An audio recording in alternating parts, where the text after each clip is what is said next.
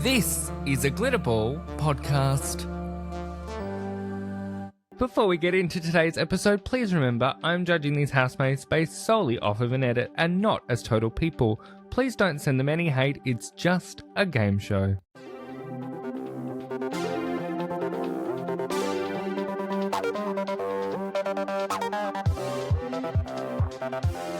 From Glitterball, this is He's Always Watching, a Big Brother podcast.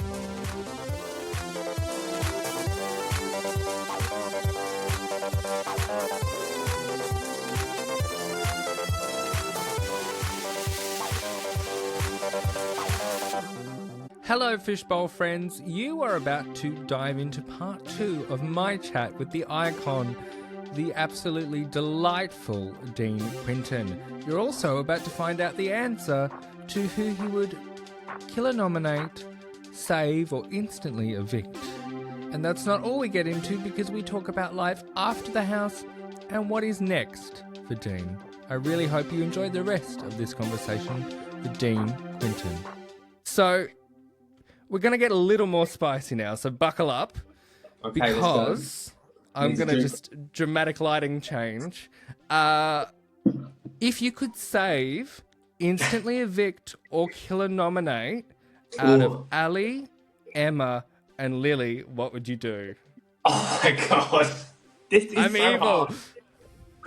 Okay, I so had to. if I was to, what is it? Killer nominate, save. Killer nominate, save, and instantly evict. So I'd instantly evict Emma. Just for pure fact of I'd get my own back.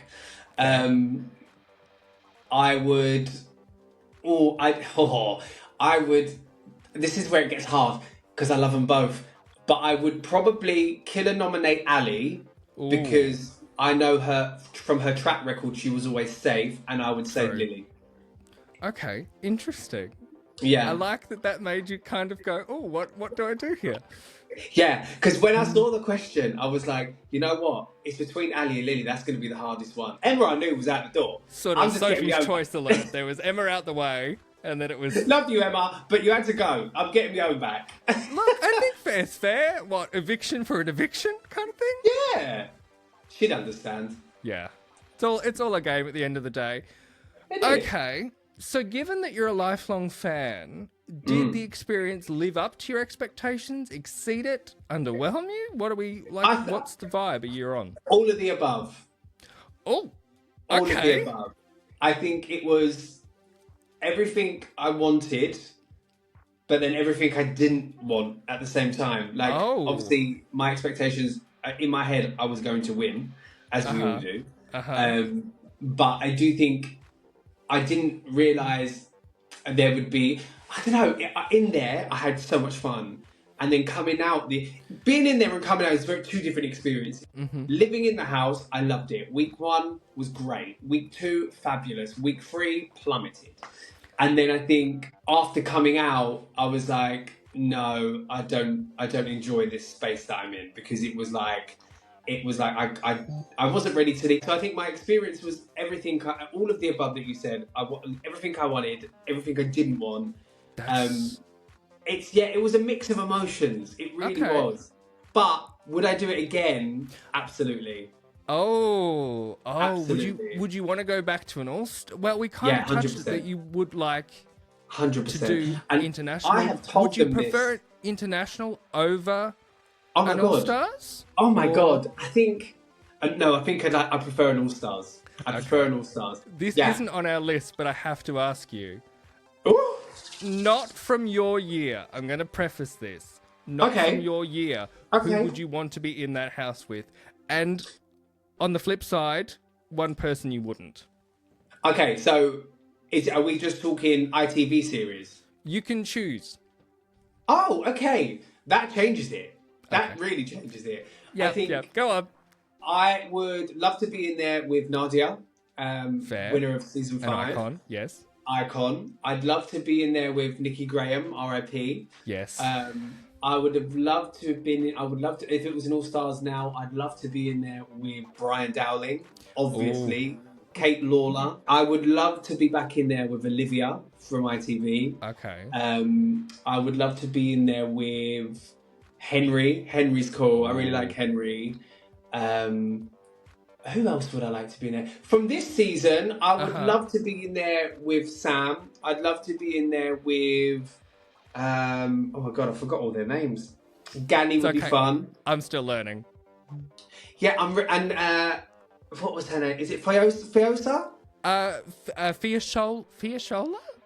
Fiosa? Her. She. Because do you know what? I feel like if I was in her season, we would get on.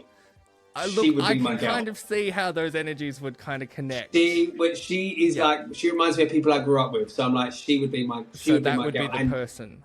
And Zila. Yeah, I was going to say, I feel like the three of you would be like a little clique. Not that cliques are ever good in the Big Brother house if we learned anything in your season. But you have to have your comforts in there with people. Yes. You have to have your like comfort blankets. And I think there's so many more that I would love to be in there with. But I think if they're just doing it with ITV contestants. Is there anybody on the no list, Dean? Oh, on the no? Oh, yeah, obviously. Like, I wouldn't want to be in there with Nathan. Like, absolutely not. Like, no. What? No. What? Okay, well. And that's absolutely, like, no. Fair. Okay, let's swiftly move on from that, shall we? Clang. But you know what's funny? Because I feel like a lot of people weren't going to respect that name. They were thinking someone else. But no, actually, it's no. Interesting. Look, from what you've been saying recently, that name does not surprise me. Right, exactly. There you go. And I agree with you. Yeah. I'm not fucking with transphobes in a house. It's not ever going to happen. Fair enough. I completely agree. Yes. So there's one more piece to the lifelong fan question. Okay, yeah, go on. Would you, aside from Vampire Week, because obviously I feel like you would like to change some of that, is there anything else you would like to have changed or hindsight kind of? Ooh. So if anything else that I could have changed in there. Oh, God. Yeah, maybe. I think I would have changed my outlook on it, as in, I think sometimes I've got very much in my own head, which can happen in there. And I think if I could change not being in my head and just living in the moment even more than I was, I would change that. I would change me living in the moment more and just embracing it more. Okay. Because I think you could get so wrapped up in the house that sometimes you can forget yourself. And that is very hard. And also missing home so much. I think we saw that in some of your more emotional moments of kind of all became a bit too much, which is completely fair. But I think it all got a bit too much, and you kind of... I don't want to speak for you in what I'm about to say here, but it came across as though you'd gotten absorbed in the drama. Yes. It was less about the experience around you, if that makes sense. So that is exactly what I'm saying. I would be less involved, less into the drama and more in the experience. That's what I'd change. Let's be fair. And I think that's why I'd love to go back. Let's be fair. With that lot in that house, you couldn't escape the drama even if you tried. No, you couldn't. You couldn't. It was every day. I'm just honest on this show. We get what we get. But it's true. You're very, very true. I don't think we've, in recent memory from the UK alone, I don't think we've seen anywhere near as much of a combative house. Even the last series on 5 with the Bitcoins, like those guys were really in a game, and I don't think they were quite at each other's throats as much. No, and I don't know what happened. I don't know what went wrong. I really don't know where it went wrong, because like it could have been such a great bunch, especially because we had in the first week everyone was really getting on, and I think a lot of true colours were hidden. And I think what happened, and I still think it was Halloween week where it just where it all kind of flipped. I think it was Big Brother. I don't even think Big Brother expected it to be the way it was at that point, because at that point there was some arguments, there was some dramas. It was ups and downs, and there was fun, and we was having a good time. And then I think Halloween week just kind of flipped it. And I think you ask anyone from my series, they'd be like, it was week 4. That's when it changed. Do you know the funny thing with your journey in that house? For some reason, I genuinely thought you had been in that house longer than 4 or 5 weeks. I don't know what went on in my head, but I was like... Do you know, a lot of people say that. A lot of people have said that. You've done the whole 6 weeks. I was like, no, I wish, babe. I did 4. But that's a long stint. That's a month. I think because there's... This is my one critique of ITV's era, and it always will be. They put too many of you in and then rush you all out. Yeah, and I don't like that. I don't like that. I like the old days when you had one a week, but you can't do that because it's only on for 7 weeks, and I think they can't. Like years ago, it was on for like 3 months. But That's you true. Can't have that welfare. You know, it's not. Would you have survived for 3 months? I think so. Okay. I would have. I would have. Not to derail us entirely, but how long were you on the island? A month. Okay, so similar timelines. Similar time frame. Yeah. I think I could have done. I think again now, like especially with an All Stars, which I've been asked many times, would I go back? And I've made it very clear. That's why I didn't put it on my list because I was like, already answered, already done. Oh yeah, I've made it very clear, and I've told producers at ITV as well. Like, if there's ever an All Stars, you know where I am, babe, because fan. I love it. But yeah, I think I would last 3 months. I think I could last 3 months. Interesting. Yeah. Is there something we didn't see from your time in the house that you wish we had, aside from like the fun, obviously, because that seems to be a point of. Yeah, I think for me, you didn't see a lot of the fun, but that's fine. I think for what I wished would have been shown is more of the conversations that were centered around. So, like, obviously, with my comments towards Marchie, like they came out of nowhere to the audience, but I had been saying stuff in the diary room. I had been speaking on it. That doesn't really get because from my memory, we didn't really see that at that point in time. You didn't, and that's the only thing for me. I'm like, I really wish that my conversations in the diary room were shown, or because I'd even said in the diary room certain things that relate to what I said. And I'm like, because obviously you're in there, you don't know, it's not going to be shown. And I just think, I wish that was shown. So it didn't make me seem like I was just coming out of the woodwork and being like, blah. Because it wasn't. And sometimes a good old blah is needed. Of course, yeah, of course.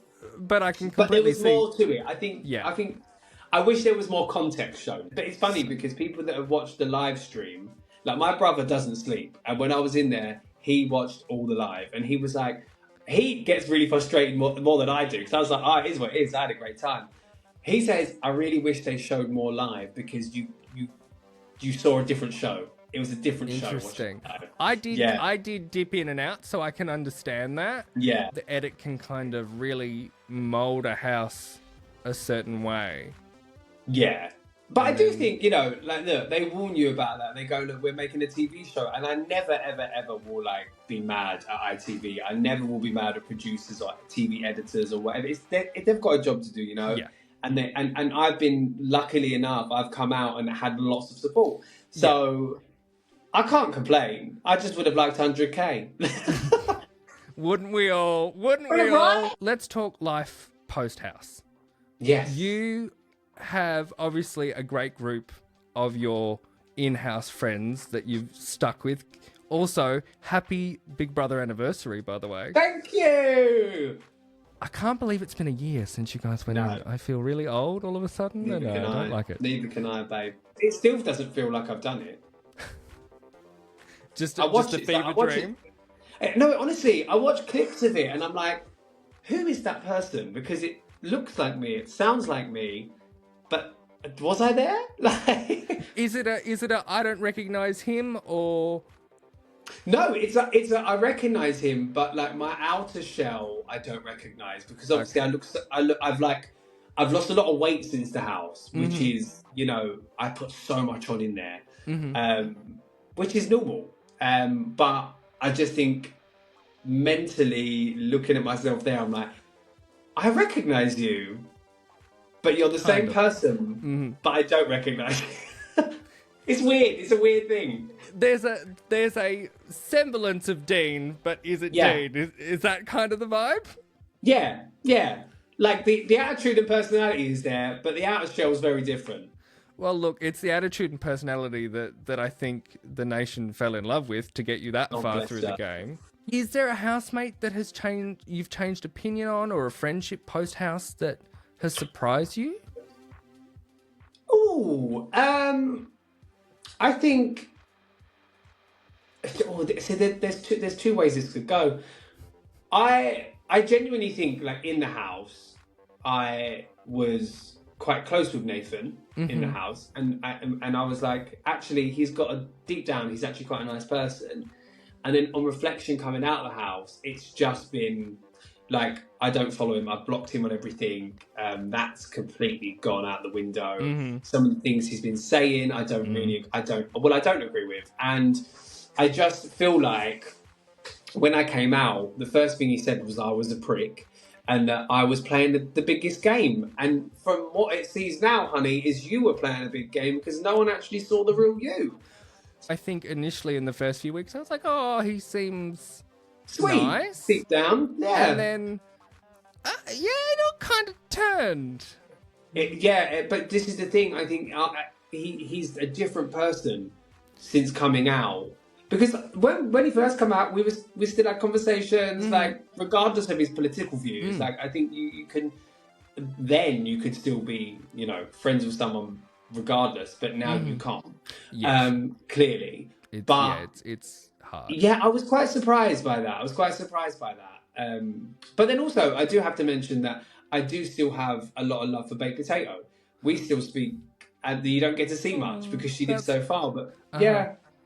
Do you know what, actually, again, this answers another one of your questions. There's so many things.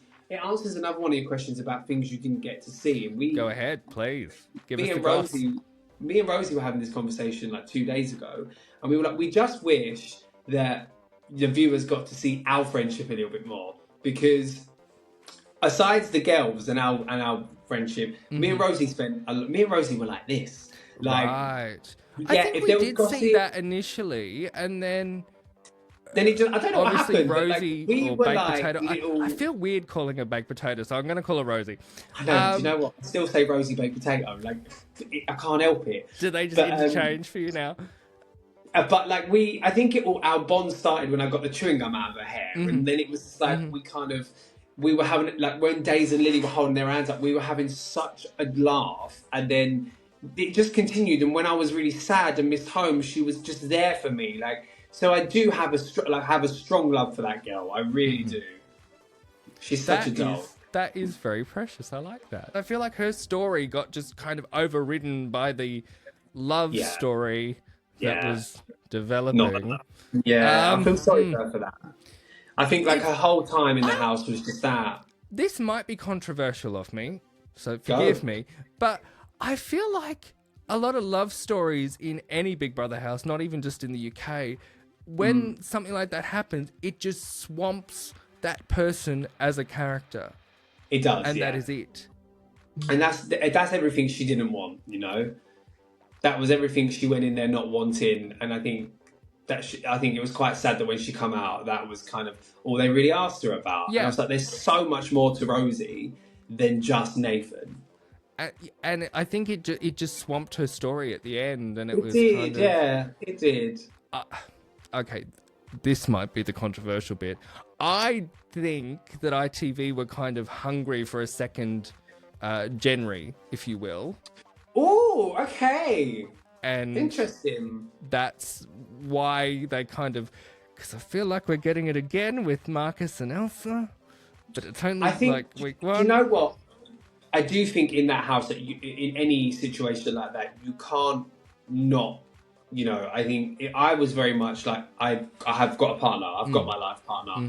If I was single and if I was younger, I think you just kind of, if you've got two people of a similar age that have things in common, remember you're stripped of all your comfort. True. And as you said, it's good to have your comfort in there, right? It's good to have something there. And I think sometimes in there, you could be like, oh, do I like this person? Or is it just because you are stuck in this house and actually there is no one else. And I think you've hit the nail on the head with what we're seeing with Elsa in this new situationship, for want of a better phrase. Is I feel like we're seeing a clip of her saying she doesn't really know who she is in this house at the moment. I saw a clip of her and it's really interesting because she, from what I've done a bit of digging, and she's like big on TikTok apparently. She's massive on TikTok, massive on TikTok. And it's really interesting to see somebody like that go into this house and go, I don't know who I am. I don't know what's going on here. Yeah, but I kind of respect that. I kind of respect the transparency that she's been very open and been like, this is how I am and this is how I'm feeling. And I think that's a big thing to do in that house, showing your vulnerability. Yeah. I think it is. But I think it's going to be interesting because I feel like Marcus is having none of this flippy floppy, I like you, but I'm insecure, so yeah, and like you said, she is a TikToker, so she's a bit more clued up than we might know. Or could this be kind of the Jojo Siwa effect of like Marcus? Yeah, the whole Jojo and Chris. Don't even get me started, because Jesus Christ. Do you know what's funny though? I remember opening night and we were sat there watching them go in, and after Jack went in, I looked at Kerry, who was on obviously the first season, and I said to Kerry, he's going to win that. I just had a feeling. So you picked it? Oh. I picked it. And then Kerry was like, I think you're right. Is this where you start running odds for who the winner is this season? Actually, go on then, give us your prediction from what you've seen. So I think it's gonna it changes, but I think in an ideal as of world, now we can check back in. As an ideal world, I'd want Zila to win. Fair. One, because I think he's just such a lovely human being, and I think what's happening in the world now with trans people, it will be such a big moment and such a show of solidarity in the public. Absolutely. As well. Absolutely. I think I'd love him to win, closely followed by Fiosa. I can't pronounce her name. Look, there are some tricky names in that house this year. Right? So I think she'd be a close second or a win. Ooh. I think. Oh, who else is in there? I think Sam. I really hope Sam's in the final. I think Sam will do well. And you know what? I even think Richard might make it there, you know. Well, that's what I was about to say. I think Richard's the dark horse to maybe take this whole thing out, because I feel like he is going to rub people the wrong way, but enough that the public will love him and leave him in there to antagonize the rest of the bunch. I think do you know what? I think it could be him and Zila in the final two. Oh. Yeah. What a strong final two. We're going to have to check back in with you, I think, and be like, did we get it right? Did we get it wrong? Yeah. Well, we'll have to see. And I mean, we're so early in this journey that who knows where we could end up. Are we going to get more? Are we going to boot more out the back door? Please, no. Enough with the back door. I think there will be. I think the exit room is going to be a big part of this season. Because they're like, the game has changed. And I'm like, has it? Has it? It's still the same. I mean, don't get me wrong. I'm so glad that when I had storage over nominating leaving on the first night, and the right person went on the first night. But I think, you know, that would have thrown me. That would have. And you know what? People will say, "Oh, they must have suspected something." That you don't know nothing. You honestly don't know nothing. Yeah. And it's different when you're in there. Because you've been shot out of a cannon, for Christ's sake.